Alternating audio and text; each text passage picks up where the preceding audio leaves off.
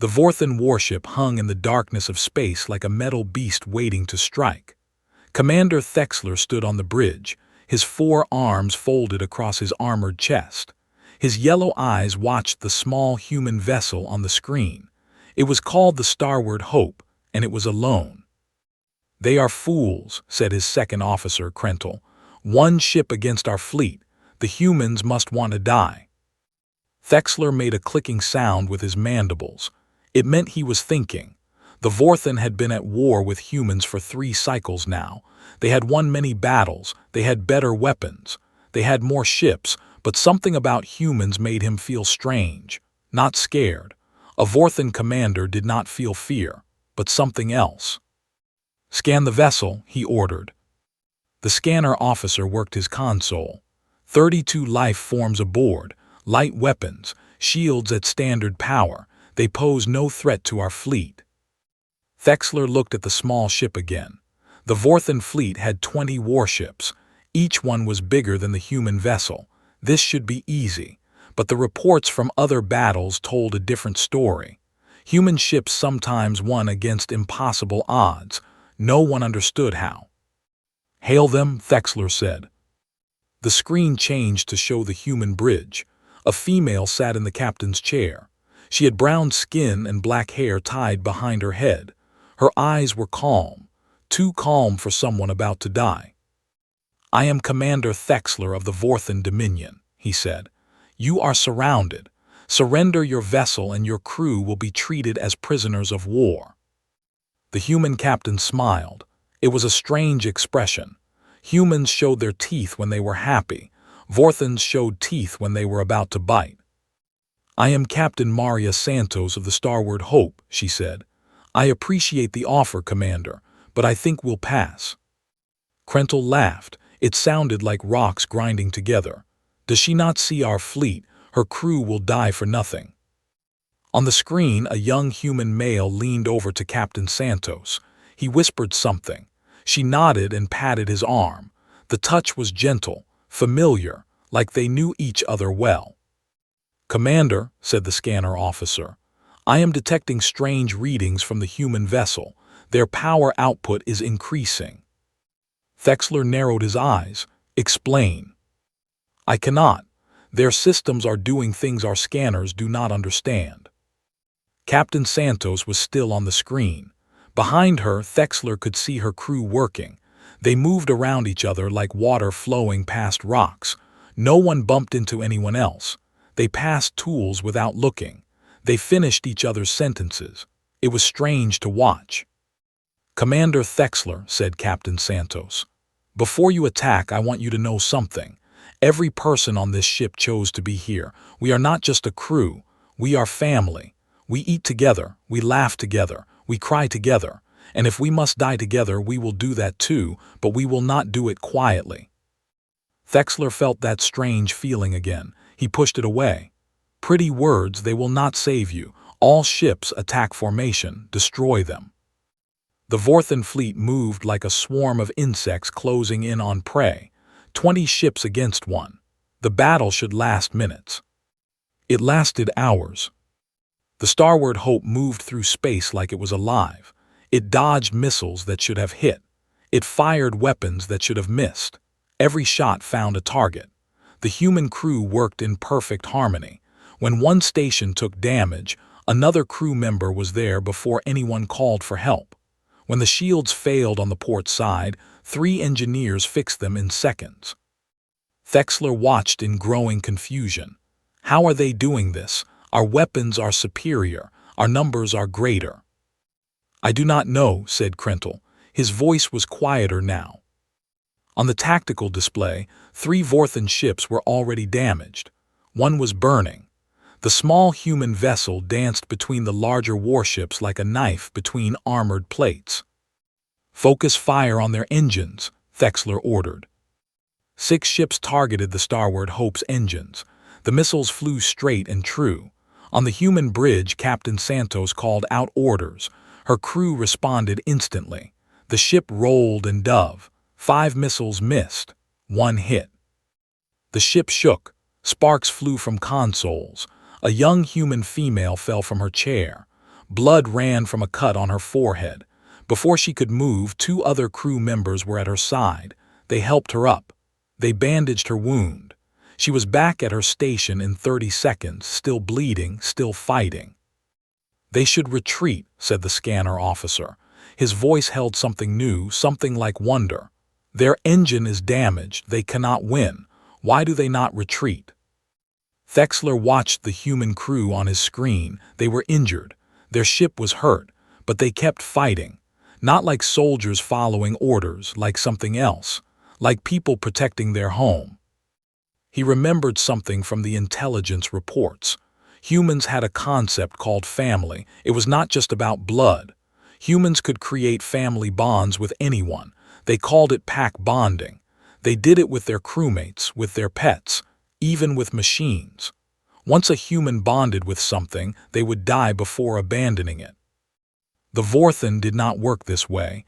They served the Dominion. They followed orders. If a ship was lost, the crew accepted death. They did not fight for each other. They fought for the mission. But humans fought for each other. "Commander," said Krentel, "we have lost 5 ships." Thexler stared at the screen. 5 ships, against 1 small human vessel. This was wrong. This broke every rule of warfare. On the human bridge, Captain Santos was helping an injured crew member to safety. She was the captain. She should be giving orders. Instead, she was carrying wounded.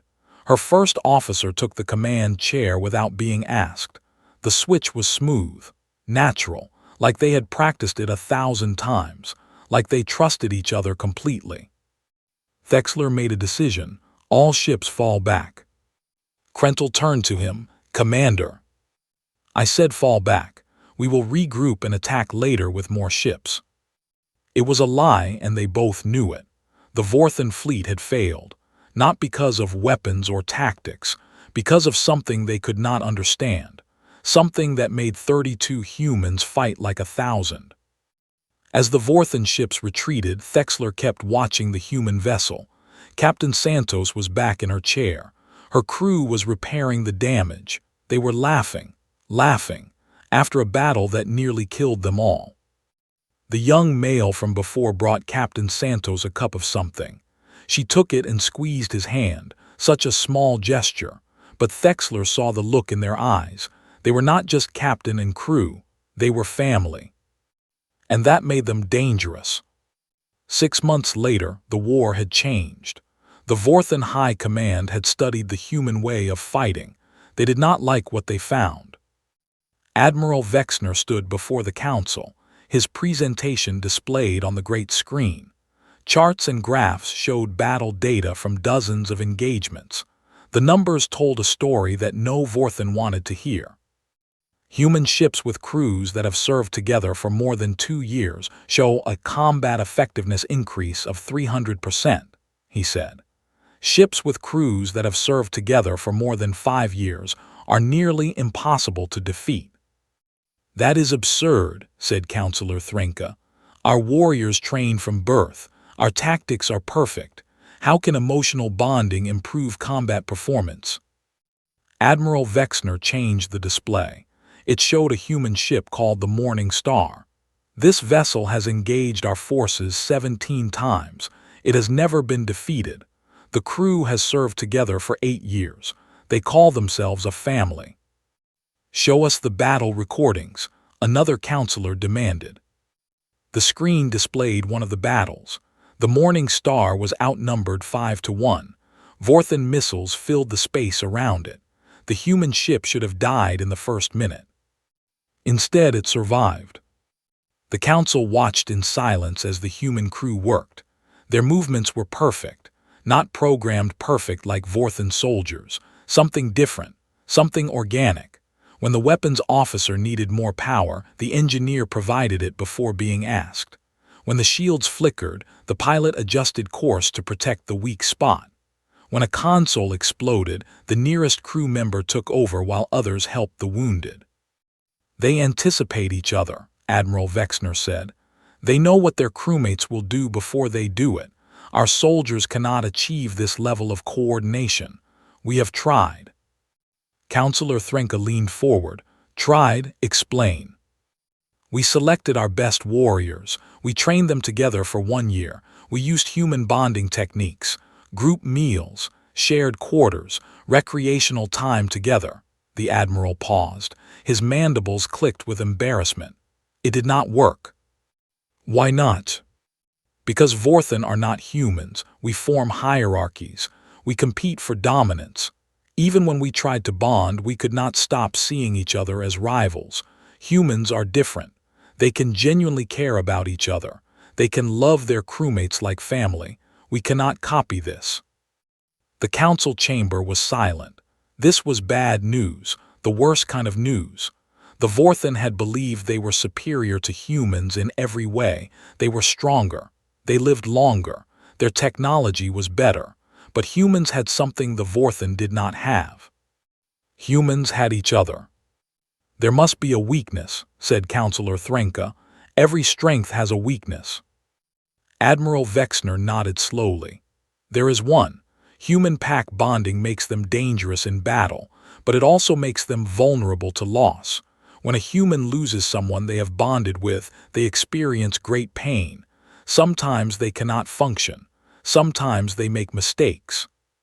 Then we must kill their bonded ones, Threnka said. We must hurt them where they are weak. We have tried that too. The Admiral changed the display again. This is the human ship Faithful Companion. 2 months ago, we destroyed it in battle, killed all 40 crew members. The ship was part of a human squadron.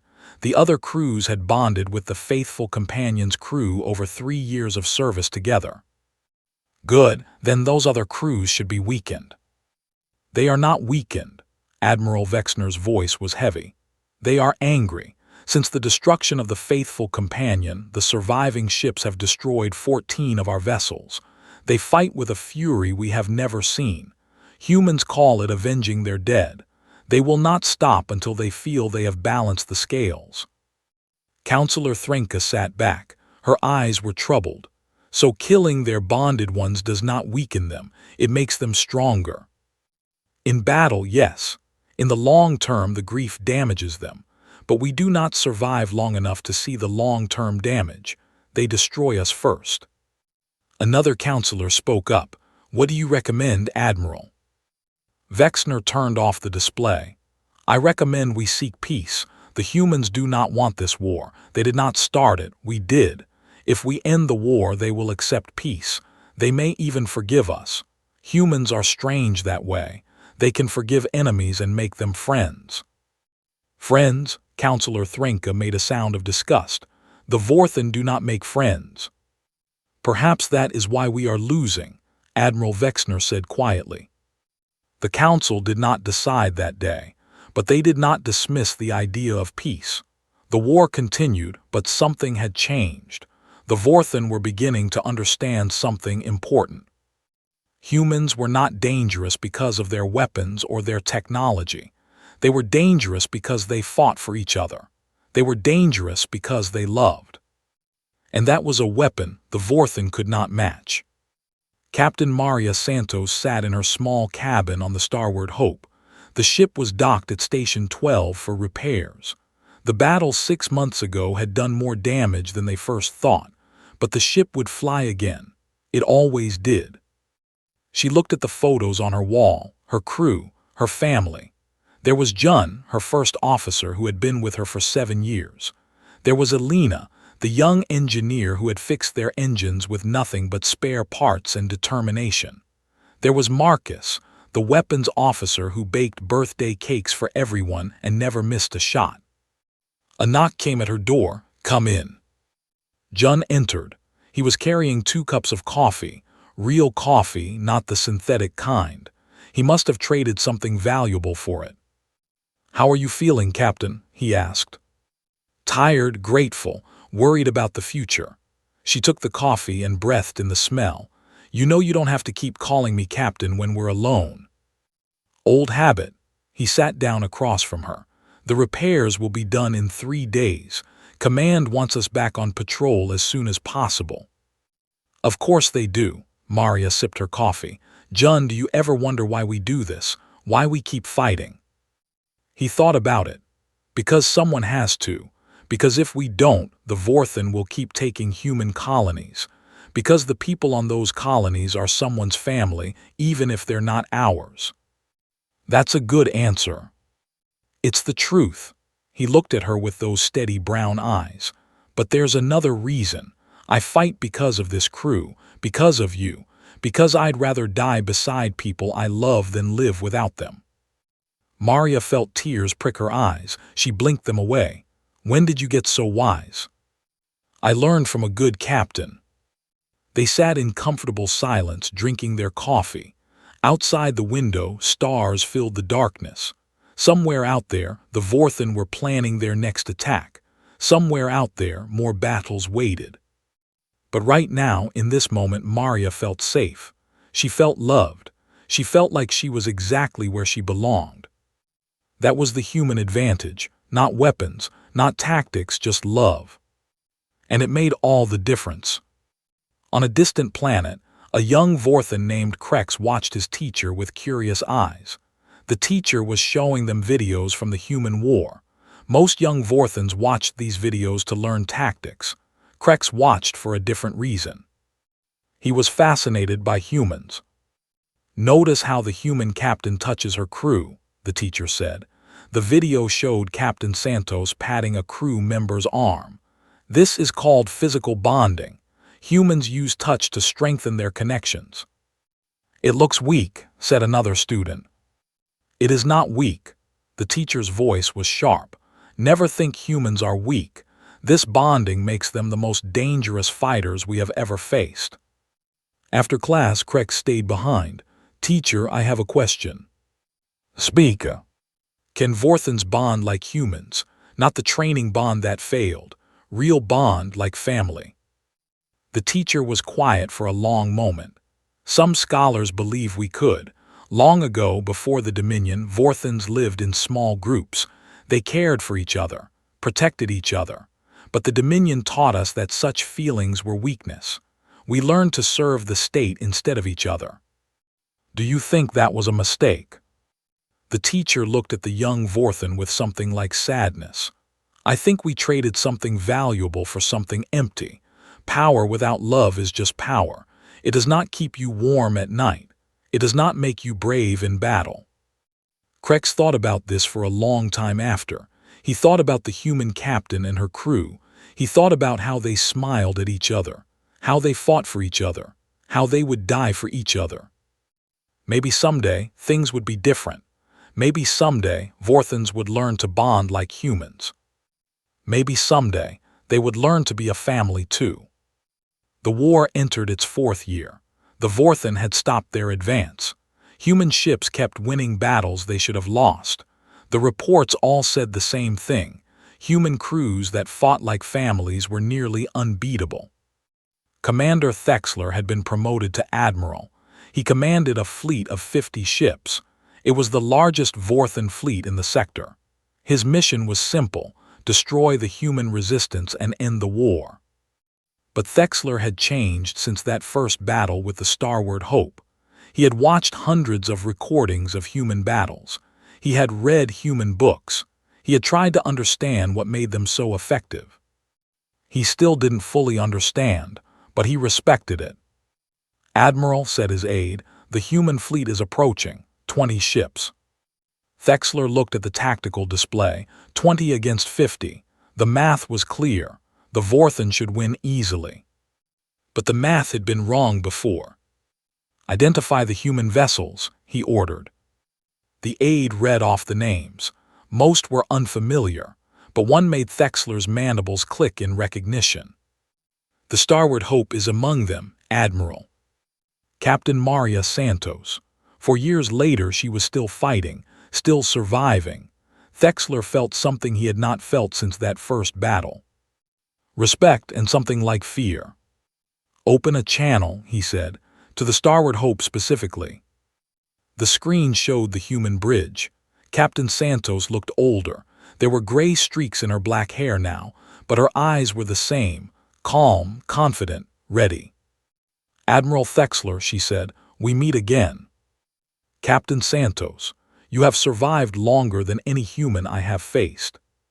My crew keeps me alive. I try to return the favor. Behind her, Thexler saw the same crew from 4 years ago, the young male who had brought her coffee, the female who had bled at her station. They were older too, but they were still together, still family. I have studied your people, Thexler said. I have tried to understand your bonding. I cannot copy it, but I have come to admire it. Captain Santos looked surprised. That's not what I expected you to say. Neither did I, but 4 years of war has taught me things. He paused. His next words were hard to say. I do not want to destroy you today, Captain. You and your crew deserve better than death in space. Then don't attack us. I have orders. The Dominion requires obedience. Does it require you to throw away your fleet? Because that's what will happen if you attack us. You have more ships, but we have something better. She gestured at her crew. We have each other. Thexler believed her. That was the strange thing. He knew she was right. He knew that despite his numbers, the battle could go either way. Human pack bonding was that powerful. Captain Santos, I am going to tell you something that could end my career, perhaps my life. He took a breath. The Vorthan High Command is considering peace negotiations. The war has cost us too much. Your way of fighting has made victory impossible. Santos leaned forward. Peace. Yes, but there are those who want to continue the war. Today's battle will determine the future. If I defeat you, the war faction will gain power. If I lose, the peace faction will. So you're asking me to defeat you? I am asking you to do what you always do, fight like a family, show my people that we cannot win against such love. His mandibles clicked in what might have been a smile. I have 50 ships, you have 20. The smart thing would be to retreat, but I do not think you are smart. I think you are something better. You are loyal. Captain Santos looked at her crew. They looked back at her. No words were needed.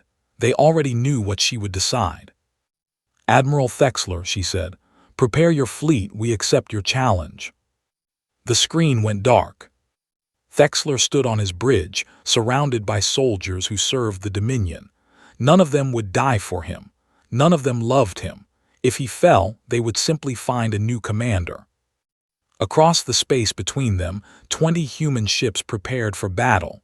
Each one was filled with people who loved each other, who would die for each other, who fought not for orders or duty but for family. The Vorthan had weapons and numbers. The humans had each other. Thexler gave the order to attack, and deep in his heart he hoped he would lose. The battle was the largest of the war. 50 Vorthan ships against 20 human vessels. It lasted 12 hours. When it was over, the galaxy had changed forever. The humans lost 8 ships. The Vorthan lost 32. Admiral Thexler survived. His flagship was damaged but intact. When the battle ended, he ordered the remaining ships to retreat. No one questioned him. There was nothing left to say. Captain Santos also survived. The Starward Hope was badly hurt. Half her crew was wounded, but they were alive. They were together. They were still family. On the Vorthan homeworld, the news of the battle spread quickly. The war faction lost all support. The peace faction took control. Within a month, negotiations began. The humans sent their best diplomat, Captain Maria Santos. She had spent 4 years fighting the Vorthan. Now she would make peace with them. When she arrived at the negotiation chamber, she found Admiral Thexler waiting for her. He was no longer in uniform. He was just a Vorthan now, tired and changed by war. Captain Santos, he said, or should I call you Ambassador now? Maria is fine. She held out her hand, a human gesture of friendship. Thank you for what you did. Thexler looked at her hand. He had never touched a human before. Slowly, carefully, he reached out with one of his 4 arms and took it. I did not do it for you, he said. I did it for my people. We were destroying ourselves trying to destroy you. And now we learn, we watch, we try to understand. His yellow eyes met her brown ones. Your way is better, Maria, fighting for love instead of orders, being family instead of soldiers. Perhaps someday my people will learn. Perhaps someday, she agreed. The peace talks lasted 3 months. There were arguments, disagreements, old anger and new fears, but in the end they found a way forward. The treaty was signed on a neutral space station. Representatives from both species gathered to witness history. Among the humans was the entire crew of the Starward Hope. They had come to support their captain. As Maria signed the treaty, she felt Jun's hand on her shoulder. Elena was wiping away tears. Marcus was grinning like a child. They had done this together, all of them, family. Admiral Thexler watched from across the room. He saw how the humans gathered around their captain, how they touched each other, how they smiled.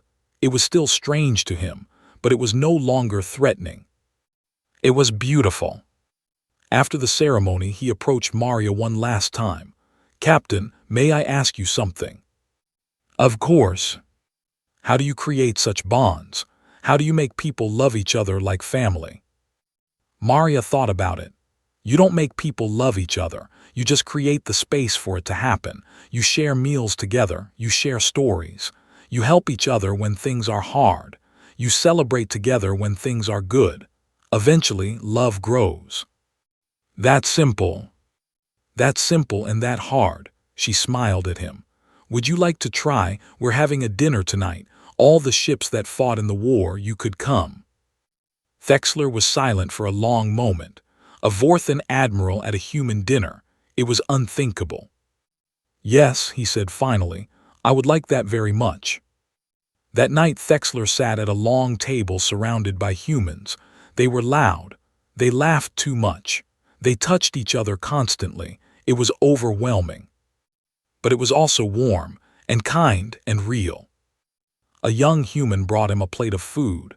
"Here, Admiral, try this. It's Jun's specialty. He makes it for every celebration." Thexler looked at the food, then at the young human, then at the table full of people who had been his enemies. "Thank you," he said. And for the first time in his life, he understood what it meant to be welcomed. 10 years after the war, the galaxy was different. Humans and Vorthans were no longer enemies. They were not quite friends yet, but they were learning. On the human colony of New Hope, a school had been built. It was special because it taught both human and Vorthan children together. The young ones learned each other's languages. They played together. They formed friendships. The school was named the Santos Academy. A statue of Captain Maria Santos stood in the courtyard. She was shown reaching out her hand, palm open, waiting for someone to take it. Maria herself had retired from military service. She lived in a small house near the school. Her old crew visited often. They were spread across the galaxy now, but they still came together whenever they could. Still family. Admiral Thexler had also retired. He had written a book about the war. It was controversial among Vorthans because it praised human-pack bonding, but it was also popular. Many Vorthans were curious about the human way. He visited Maria sometimes. They would sit on her porch and watch the students play. Human children and Vorthan children running together, laughing together. "Did you ever imagine this?" Maria asked one day. "Never. When I first saw your ship, I thought humans were just another species to conquer. I did not know you would conquer us instead." "We didn't conquer you." "No, you changed us. You made us question everything we believed. You showed us a different way to live." He made a clicking sound that Maria had learned was Vorthan laughter. "If that is not conquest, what is?" She laughed too. "I prefer to think of it as sharing." "Sharing, yes, that is a very human word." A group of children ran past. Among them was a young Vorthan named Krex. He was older now, almost an adult. He had grown up reading Thexler's book. He had come to this school to learn about humans. Now he was chasing a human girl across the yard, both of them laughing. They were playing some game that made no sense to the adults watching. "Admiral," Krex called out, "come play with us." Thexler looked at Maria. She smiled and nodded. Slowly, the old Vorthen stood up from his chair. His joints ached. He was not young anymore, but something in him wanted to try. He walked across the yard to where the children waited. The human girl looked up at him without fear. The young Vorthen grinned with excitement. "What game are you playing?" Thexler asked. "It's called tag," the human girl said. "You run around and try to touch people. If you touch someone, they're it." That sounds very simple. It is, but it's fun when you play with friends. Friends, the word still felt strange to Thexler. Vorthens did not have friends. They had allies and rivals, superiors and subordinates, but friends. Krex grabbed his hand. "Come on, Admiral, I'll show you." And then Thexler was running. His old legs complained. His breath came hard. But he was running with children who didn't care that he had once been their enemy. They just wanted to play. Maria watched from the porch. She remembered the first time she had faced Thexler in battle. She remembered his cold voice demanding surrender. She remembered thinking they would all die. Now he was playing tag with children. The universe was strange. Jun came out with 2 cups of tea. He had gray hair now, but his eyes were still kind. He sat down beside Maria and watched the game. "Never thought I'd see that," he said. "Neither did I." "You changed things, Maria. You and the crew, we all did." She took his hand. "We did it together, that was always the point." On the yard, Thexler had caught the human girl. She squealed and laughed and declared that now he was not it anymore. The Admiral stood there, breathing hard, surrounded by children of 2 species. And something in his chest felt warm. He didn't know what to call the feeling. It was new, unfamiliar, but he thought it might be what humans meant when they talked about belonging. 20 years after the war, a new ship was built. It was called the Harmony. Its design combined human and Vorthen technology, but that wasn't what made it special. What made it special was its crew. 50 beings served on the Harmony. 25 were human, 25 were Vorthen. They had trained together for 2 years. They had learned each other's ways. They had become something no one thought possible. They had become a family. Captain Sarah Chen stood on the bridge. She was young for a captain, but she had been chosen carefully. Her first officer was a Vorthen named Krelvax. They had known each other since the academy. They trusted each other completely.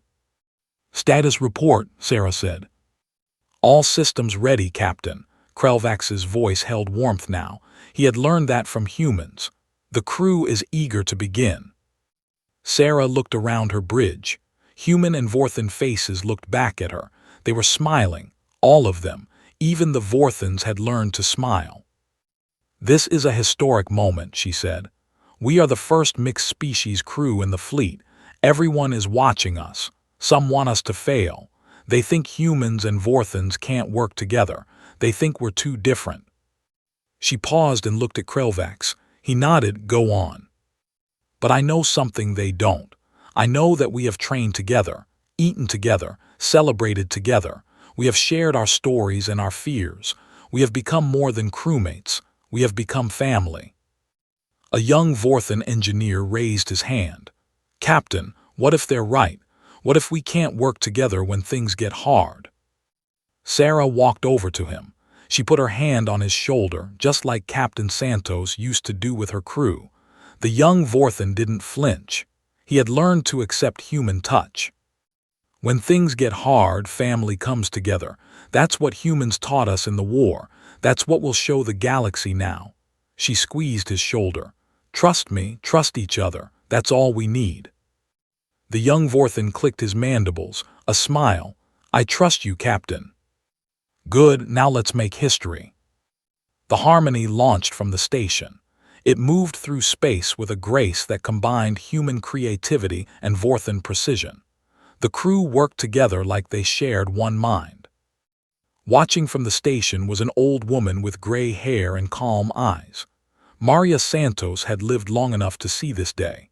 Beside her stood Thexler, ancient now, his body failing but his mind still sharp. "Look at them," Maria whispered.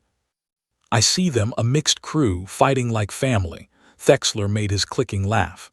You were right, Maria, your way was better. Our way now, yours and mine.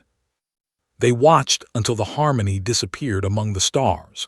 Then Maria took Thexler's hand and held it gently. Thank you, she said. For what? For being willing to change, for being willing to learn, for becoming my friend. Thexler felt that warm feeling again. After 20 years, he finally knew what to call it. Humans called it love. Thank you for teaching me, he said. Thank you for showing my people a better way.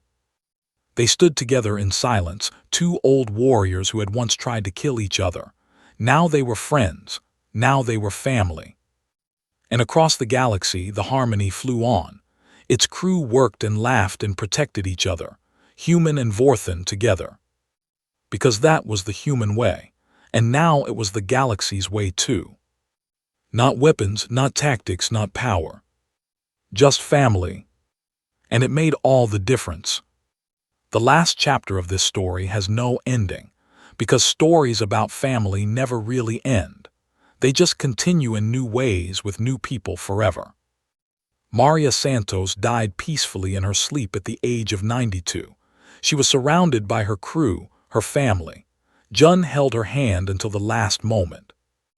Thexler died 1 year later. He was the oldest Vorthan in recorded history. Some said he lived so long because he had learned to love. The harmony served for 30 years. It was never defeated in battle. Its mixed crew showed the galaxy what was possible when different species worked together. When the harmony was finally retired, its captain was a Vorthan named Krex, the same young student who had once asked his teacher if Vorthans could bond like humans. He had spent his whole life proving that they could. At the retirement ceremony, Krex spoke to a crowd of thousands. Humans and Vorthans stood together, no longer separated by fear. 50 years ago, Krex said, we were at war. We believed we were too different to understand each other. We believed strength came from power and weapons and numbers. He paused and looked at the old ship behind him, the Harmony, his home for 30 years. We were wrong. Strength comes from love, from trust, from being willing to fight for each other. The humans taught us this, and now it belongs to all of us. He raised his hand in a gesture that combined human and Vorthan traditions. Half wave, half salute, something new. This ship was our family. These people were our family. And now the whole galaxy is our family. That is the legacy of the Starward Hope, the legacy of Captain Maria Santos, the legacy of all those who fought like families so that one day we could live like one. The crowd cheered. Human voices and Vorthan clicking sounds mixed together. It was loud and chaotic and beautiful. Krex smiled, a real smile full and warm. The Xeno warriors had feared human pack bonding because human crews fought like families. They had been right to fear it. Because in the end, love won. Love always wins. And somewhere in the stars, the spirit of the Starward Hope still flies. Its crew still laughs together. They still fight for each other. They still love. Because that is what families do. Forever.